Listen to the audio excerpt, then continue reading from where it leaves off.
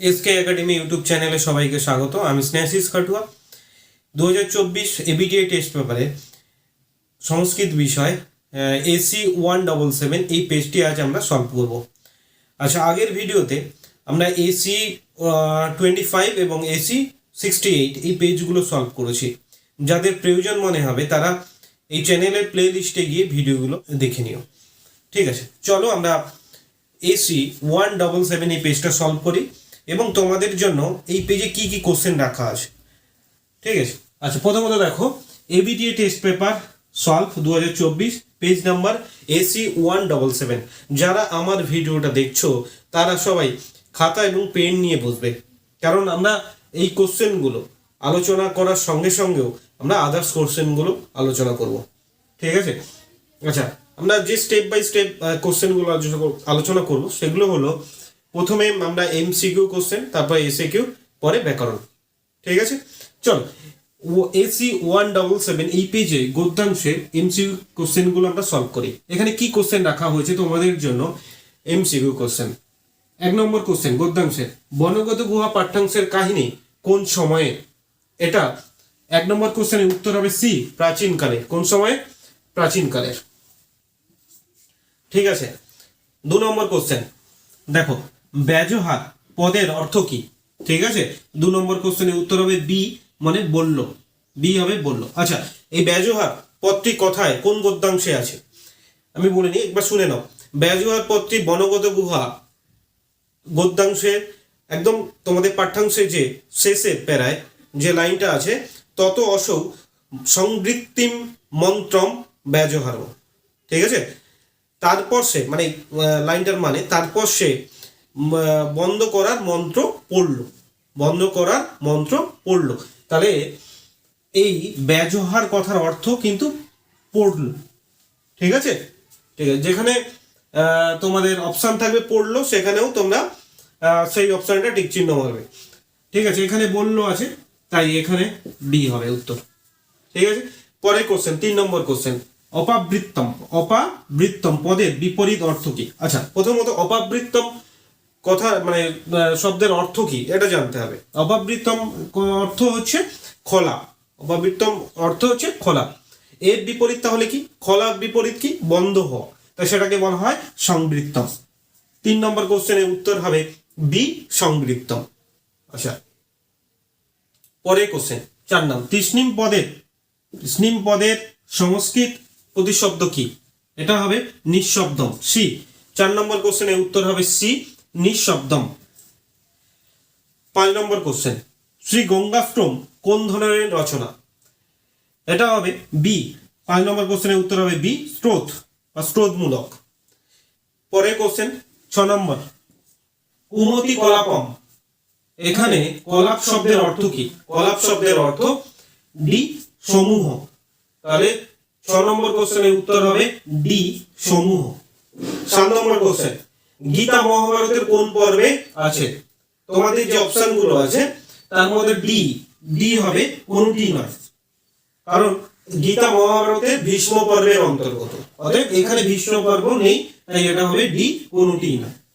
ঠিক আছে, তাহলে গীতা মহাভারতের কোন পর্বে অন্তর্গত? ভীষ্ম পর্বের অন্তর্গত। ঠিক আছে, আচ্ছা আচ্ছা, এই কোশ্চেন গুলো আছে, গীতার অপর নাম কি?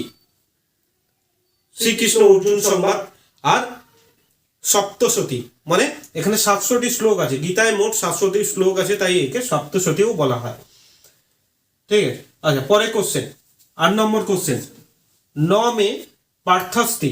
এখানে মেয়েকে বা মেয়ে হলো কৃষ্ণ, 1 নম্বর এ। 8 নম্বর কোশ্চেনের উত্তর এ।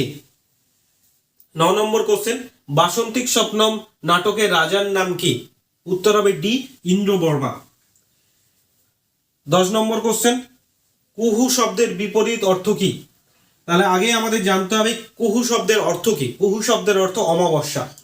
এর বিপরীত অর্থ কি? তাহলে অমাবস্যার বিপরীত অর্থ কি? এর বিপরীত অর্থ পূর্ণিমা, তাই এখানে হবে পূর্ণিমা, বি হবে পূর্ণিমা। ক্লিয়ার?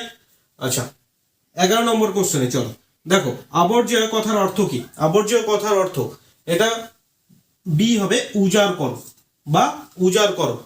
ঠিক আছে, 12 নম্বর কোশ্চেন, ওই ভদ্রে। এখানে ওই কোন পথ, এটা ডি, উত্তর হবে ডি, অব্যয়। চলো আমরা সাহিত্যের ইতিহাসের কোশ্চেন গুলো দেখি, সাহিত্যের ইতিহাসে এমসিকিউ যেগুলো আছে। চলো 13 নম্বর কোশ্চেন, সরস্বতীর বরপুত্র হলেন, উত্তর হবে বি, কালিদাস।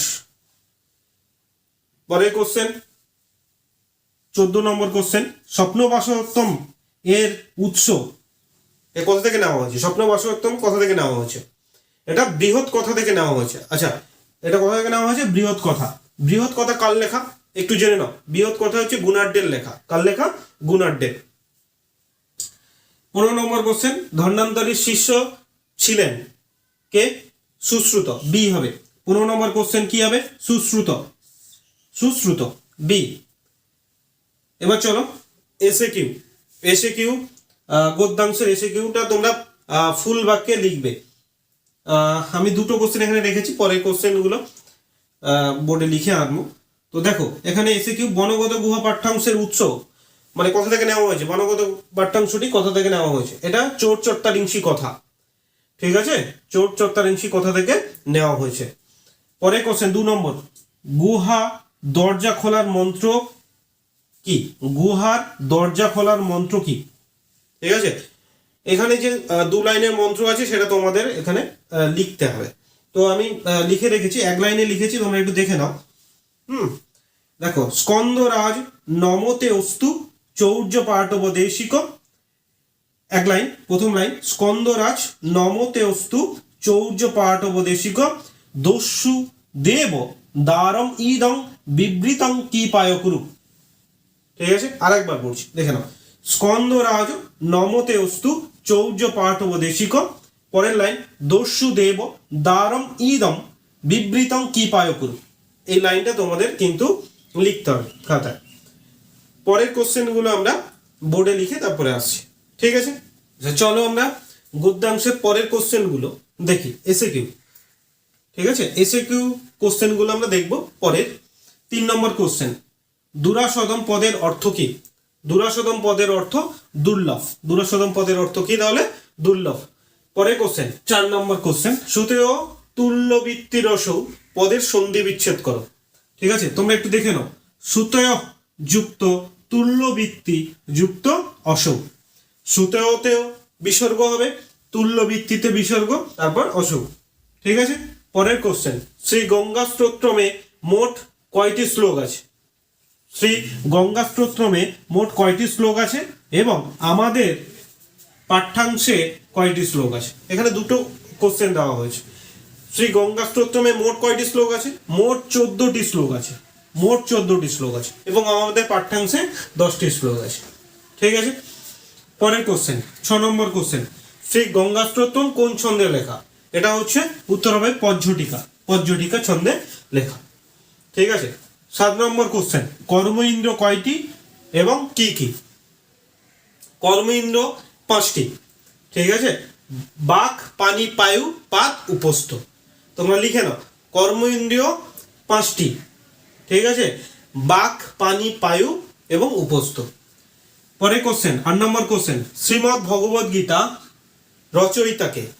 এর রচয়িতা ব্যাসদেব। এবার নাট্যাংশে চলো।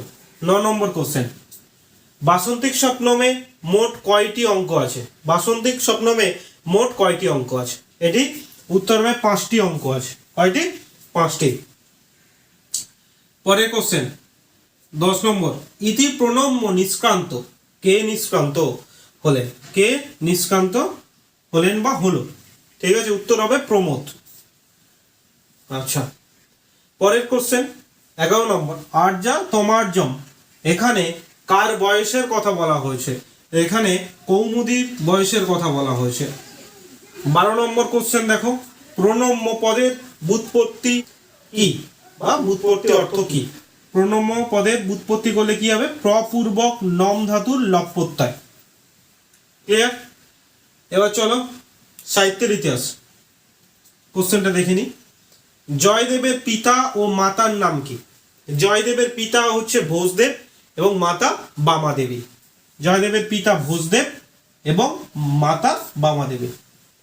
পরের কোশ্চেন 14 নম্বর কোশ্চেন, পঞ্চসিদ্ধান্তিকা কার রচনা বা কে রচনা করেন?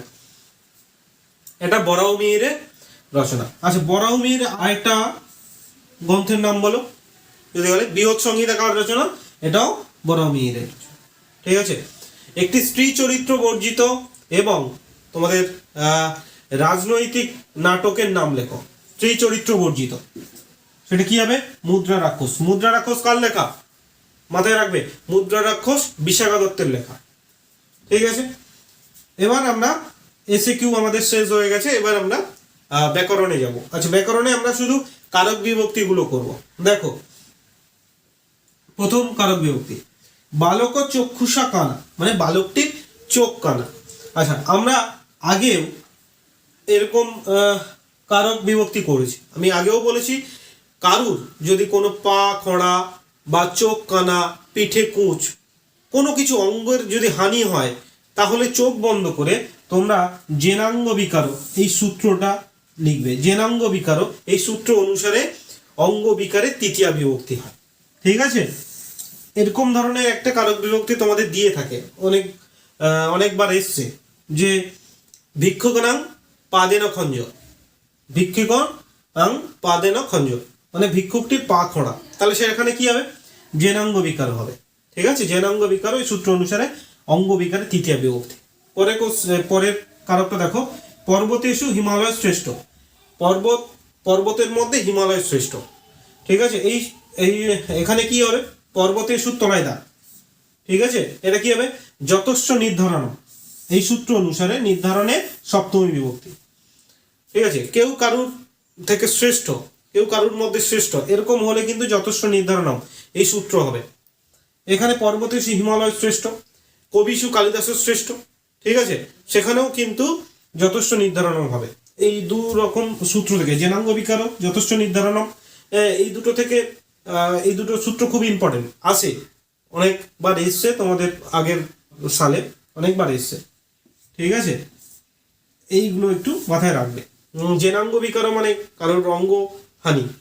ঠিক আছে। আর পর্বতেষু হিমালয় শ্রেষ্ঠ বা যথেষ্ট নির্ধারণ এই সূত্র অনুসারে নির্ধারণের সপ্তমী বিভক্তি। এখানে কিন্তু কেউ কারোর মধ্যে শ্রেষ্ঠ। ঠিক আছে। চল পরের দুটো কারক আমরা করি। পরের কারক বিভক্তি দেখো, সি, মানে সি নম্বর কারক। প্রসং গিরি তিষ্ঠতি, প্রসঙ্গের তলায় দাগ আছে, তাহলে কি হবে? ব্যাপ্তি অর্থে দ্বিতীয় বিভক্তি। ব্যাপ্তি অর্থে দ্বিতীয় বিভক্তি। পরেরটা ডি, কুণ্ডলয় হিরণ্যম, তাদর, এটা কুণ্ডলয়ের তলায় দাগ আছে, কি হবে? তাদর্থে চতুর্থী বিভক্তি। ক্লিয়ার? আচ্ছা, আমরা প্রত্যেকবার কারক বিভক্তি পর্যন্তই আমরা সলভ করি। আজকেও তাই করলাম। আচ্ছা, তোমাদের যদি আমার ভিডিও ভালো লেগে থাকে তাহলে আমার চ্যানেলটাকে লাইক, কমেন্ট এবং সাবস্ক্রাইব করো। এবং তোমাদের সংস্কৃত বিষয়ে কোথাও কোনো প্রবলেম থাকলে আমাকে কমেন্ট করে জানিও। আমি চেষ্টা করব তোমাদের সেই প্রবলেমটাকে সলভ করার। ঠিক আছে। সবাই ভালো থেকো এবং ভালো করে পড়াশোনা করো। দেখা হচ্ছে পরের ভিডিওতে।